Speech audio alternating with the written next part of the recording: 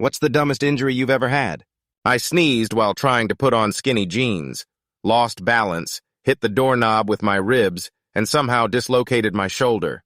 Laid there on the floor, half-dressed, shoulder screaming, pants halfway up my thighs looking like a crime scene from a Levi's commercial gone wrong.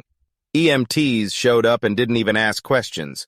One just muttered, "Skinny jeans claim another victim." I told my job it was a sports injury. Stretching counts, right? Right?